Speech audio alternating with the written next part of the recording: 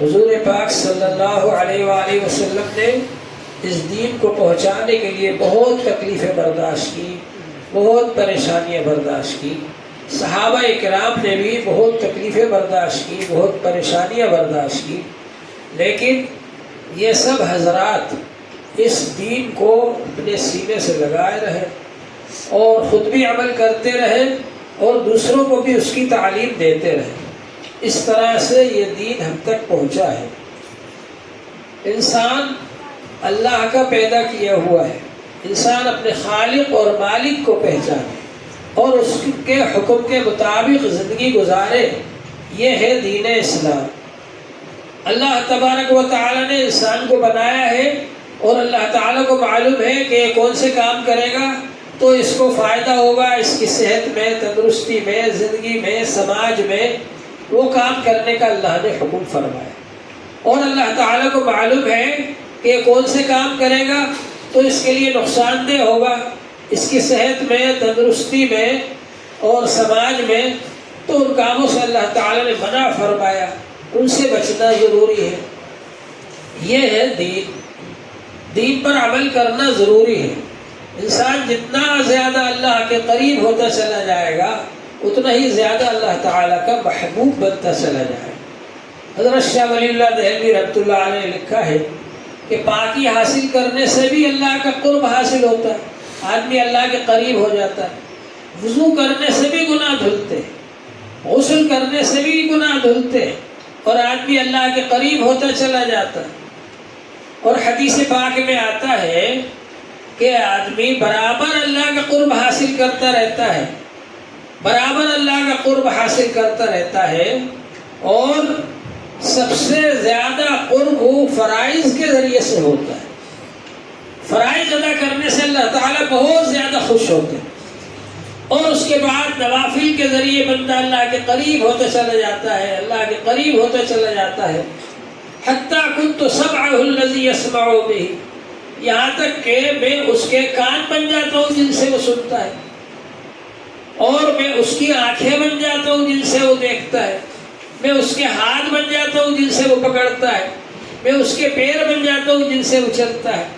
یعنی اللہ تبارک و تعالی سے بندہ اتنا قریب ہو جاتا ہے کہ اس کا چلنا پھرنا، اٹھنا بیٹھنا، بولنا، کھانا پینا، یہ سب اللہ کے حکم کے مطابق ہو جاتے، حضور پاک صلی اللہ علیہ وسلم کے طریقے کے مطابق ہو جاتے، تو پھر اللہ تبارک و تعالی اس کو اپنا بنا لیتے ہیں۔ گفتہ اللہ بوت گرچہ از حلقوم عبداللہ بوت، اس کی کہی ہوئی بات اللہ کی کہی ہوئی بات ہوتی ہے، اگرچہ وہ بندے کے حلق سے نکلتی لیکن وہ اللہ کی کہی ہوئی بات ہوتی ہے۔ ایک بزرگ کے پاس ایک صاحب آئے، بچے کو لے کر کہا صاحب اس میں دم کر دیجئے، اس کی طبیعت خراب ہے۔ انہوں نے کہا بھائی میں تو اس قابل نہیں ہوں کہ دم کروں اور میرے دم کرنے سے فائدہ ہو جائے۔ جب وہ کہہ کر الگ ہوئے، اللہ تعالیٰ نے الہام کیا تو کون ہوتا ہے، تیری کیا حیثیت ہے؟ ارے کرنے والے تو ہمیں، تو دم کر دیتا، ہم شفا دے دیتے۔ تو اب وہ بزرگ واپس آئے، اس آدمی کو بلایا، ارے بھائی آ جاؤ، مامی کنیم۔ اب وہ مامی کنیم اللہ کا کلام تھا جو اللہ نے ان کو الہام کیا تھا کہ ہم ہیں کرنے والے۔ اب وہ اپنی زبان سے کہہ رہے ہیں مامی کنیم، اب باہر سے سننے والا سوچتا ہے کہ یہ تو خدائی کا دعویٰ کر رہے ہیں، کہہ رہے ہیں مامی کنیم، ہم ہیں کرنے والے۔ وہ تو اللہ کا کلام ہے جو ان کے دل میں ڈالا گیا، چنانچہ انہوں نے بلایا اور بچے پر دم کیا اور اللہ نے شفا دی۔ تو بہرحال انسان جب اللہ کے قریب ہوتا ہے تو اللہ تعالیٰ اس کو بلند مقام عطا فرما دیتے ہیں۔ لیکن یہ قرب کہاں سے ملے گا؟ قرب حاصل کرنے کا ایک ذریعہ تو ہے اللہ کا ذکر۔ ذکر جتنا زیادہ ہو سکے کیا جائے، اور ذکر کے ہی یہ فائدے ہیں کہ انسان اللہ کے قریب ہو جاتا ہے۔ اور ذکر کو اللہ تعالیٰ نے اتنا آسان کر دیا کہ نماز کے علاوہ بھی آپ ذکر کر سکتے ہیں، بیٹھ کر بھی کر سکتے ہیں، کھڑے ہو کر بھی کر سکتے ہیں، لیٹ کر بھی کر سکتے ہیں، وضو سے بھی کر سکتے ہیں، بغیر وضو کے بھی کر سکتے ہیں۔ جو چیز جتنی زیادہ ضروری ہوتی ہے نا اس کو اتنا ہی زیادہ عام کر دیا جاتا ہے۔ یہ سانس لینا آپ کے لیے بہت ضروری ہے زندہ رہنے کے لیے، اللہ تعالیٰ نے ہوا کو، آکسیجن کو عام کر دیا سب کے لیے، ہر آدمی کے لیے فری ہے، کسی سے پیسے نہیں لیے جاتے سانس لینے کے۔ اللہ نے سب جگہ ہوا پہنچا دی سانس کے لیے کہ آپ سانس لے سکتے۔ تو ذکر کو اللہ تعالیٰ نے بہت آسان کر دیا، لیکن اس کے سیکھنے کا طریقہ ہے۔ بزرگوں سے سیکھ کر اور ان کی نگرانی میں کیا جائے تو اس سے فائدے ہوتے ہیں، اور کوئی بھی کام اگر بغیر سیکھے کیا جائے تو اس کی وجہ سے بہرحال نقصانات ہو سکتے ہیں۔ تو بزرگوں سے ذکر سیکھنے کا طریقہ یہ خانقاہی لائن ہے، اس سے جڑنا چاہیے۔ ذکر کریں گے اللہ کا قرب حاصل ہوگا۔ تو میں کہہ رہا تھا کہ حضرت شاہ ولی اللہ دہلوی رحمۃ اللہ علیہ نے لکھا ہے کہ استنجا کرنے سے، وضو کرنے سے، غسل کرنے سے بھی اللہ کا قرب حاصل ہوتا ہے، کیونکہ گناہ دھلتے ہیں، نجاست دھل جاتی ہے اور آدمی اللہ کے قریب ہو جاتا ہے۔ ایسی نماز پڑھنے سے اللہ کا قرب حاصل ہوتا ہے۔ حدیث پاک میں آتا ہے ان العبد اذا صلى يناجي ربه، بندہ جب نماز پڑھتا ہے تو اپنے رب سے سرگوشی کرتا ہے، بات چیت کرتا ہے، اللہ تبارک و تعالیٰ اس کی طرف متوجہ ہوتے ہیں اور وہ اللہ تعالیٰ سے بات چیت کرتا ہے نماز کی حالت۔ ایسے ہی قرآن پاک کی تلاوت کے ذریعے انسان اللہ کے قریب ہوتا ہے۔ حضور پاک صلی اللہ علیہ وآلہ وسلم نے فرمایا انسان اللہ کا قرب کسی چیز سے اتنا حاصل نہیں کر سکتا جتنا کہ اس چیز سے حاصل کر سکتا ہے جو خود اللہ کے پاس سے آئی ہے، اور وہ کیا ہے؟ قرآن پاک۔ قرآن پاک جتنا پڑھیں گے اتنا ہی اللہ کا قرب حاصل ہوگا۔ اور اسی طرح سے انسان کے لیے اللہ کے قریب ہونے کے لیے اور اللہ کا دوست بننے کے لیے ایک بہت آسان طریقہ ہے۔ وہ کیا ہے؟ اتباع سنت۔ سنت طریقے کے مطابق اپنی زندگی بنا لے۔ حضور صلی اللہ علیہ وسلم کیسے چلتے تھے، کیسے پھرتے تھے، کیسے بیٹھتے تھے، کیسے اٹھتے تھے، کیسے کھاتے تھے، کیسے پیتے تھے۔ ایک تو سنت عبادت ہے، وہ تو کرنا ہی ہے، اور ایک سنت عادت، یعنی حضور صلی اللہ علیہ وسلم نے کون سا کام کس طریقے سے کیا، ان کو بھی اگر آدمی کر لے تو وہ اللہ کا محبوب بہت جلدی بن سکتا ہے۔ اس لیے کہ اللہ تبارک و تعالیٰ نے فرمایا قُلْ إِن كُنتُمْ تُحِبُّونَ اللَّهَ، آپ کہہ دیجئے اگر تم یہ دعویٰ کرتے ہو کہ ہم اللہ سے محبت رکھنے والے ہیں فَاتَّبِعُونِي، تو حضور صلی اللہ علیہ وسلم کے طریقے پر چلو، حضور صلی اللہ علیہ وسلم کی سنتوں کا اتباع کرو۔ اگر تم یہ کرو گے یحببکم اللہ، سنت کے مطابق زندگی گزارنے والے سے اللہ خود محبت کرنے لگے گا، اور جب اللہ محبت کرنے لگیں گے تو پھر کیا کمی؟ یحببکم اللہ ویغفر لکم ذنوبکم، اور تمہارے گناہوں کو معاف فرما دیں گے۔ آپ نے سنا ہوگا کہ فرعون نے جب جادوگروں کو بلایا تھا تو جادوگر آئے، 10,000 جادوگر اکٹھے ہو گئے حضرت موسیٰ علیہ السلام کا مقابلہ کرنے، اور ادھر 2 آدمی، حضرت موسیٰ علیہ السلام اور حضرت ہارون علیہ السلام، اور ان جادوگروں نے اپنی لاٹھی اور رسی کو پھینکا۔ اب اگر ایک ایک آدمی نے بھی ایک ایک لاٹھی اور ایک ایک رسی پھینکی تو 20,000 ہو گئی، اور وہ سب سانپ بن گئے۔ تو ہمیں تو اگر ایک سانپ بھی نظر آ جائے اور وہ ادھر جا رہا ہو، ادھر نہیں آ رہا، تو حالت خراب ہو جاتی ہے۔ تو جب موسیٰ علیہ السلام کی طرف وہ 20,000 سانپ لپکے ہو گئے تو ان کا کیا حال بنا ہوگا؟ تو ان کے دل میں بھی انسانی تقاضے کے مطابق تھوڑا سا خوف پیدا ہوا۔ اللہ تعالیٰ نے فرمایا لا تخاف، ڈرنے کی کوئی ضرورت نہیں، آپ کے پاس جو لاٹھی ہے آپ بھی اس کو پھینک دی۔ حضرت موسیٰ علیہ السلام نے وہ لاٹھی جب پھینکی وہ بھی سانپ بن گیا، اور ایسا سانپ بن گیا ان سب کو نگل لیا۔ اب عام طور پر تو لوگ یہ سمجھتے ہیں کہ جتنے 20,000 سانپ تھے سب کو نگل گئے، لیکن وہ اس سانپوں کو نہیں نگلا بلکہ ان کے جادو کو نگل گیا۔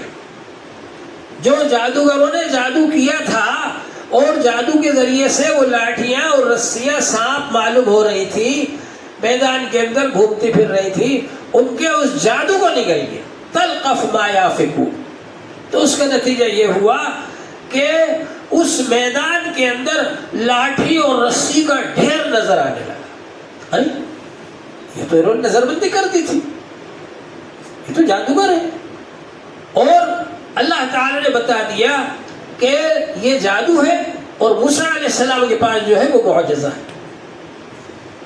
یہ اللہ کے نبی ہیں. معجزے میں اور جادو میں یہ فرق ہوتا ہے. وہ سب کے سب ایمان لیا.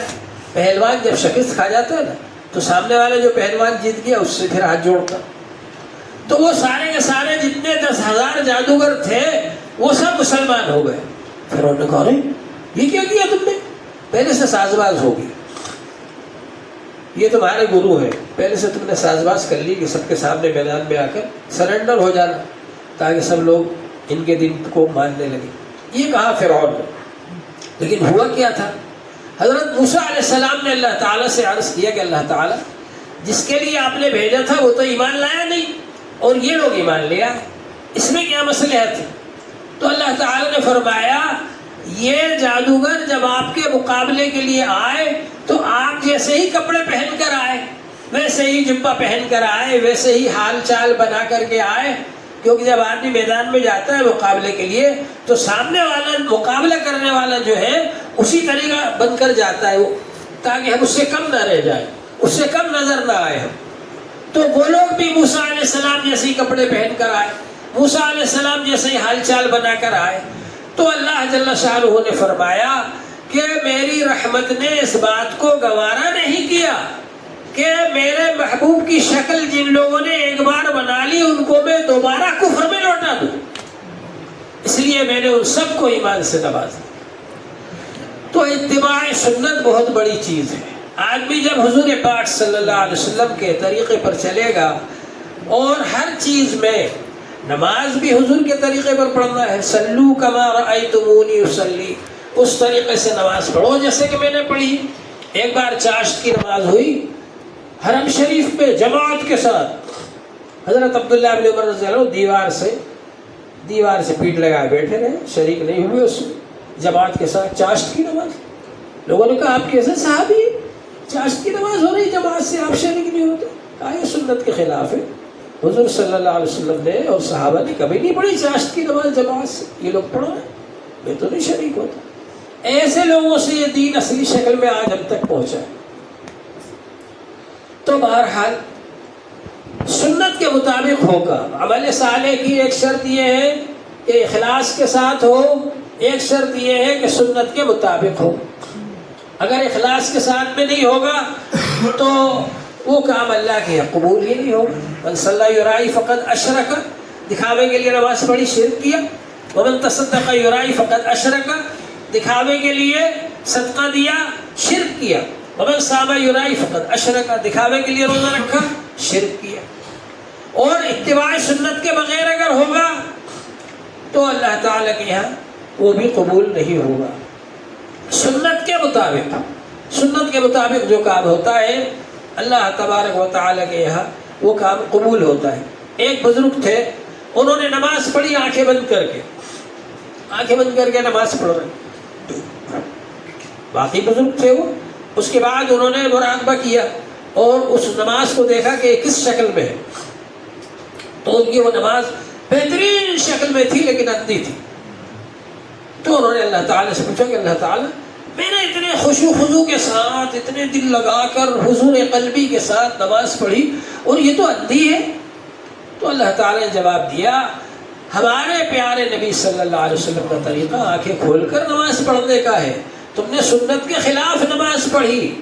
اگر تم سنت کے مطابق نماز پڑھتے تمہاری نماز آنکھوں والی ہوتی. تو سنت کے بغیر اللہ کے یہاں کوئی عمل قبول نہیں ہے. سنت کے مطابق ہونا چاہیے.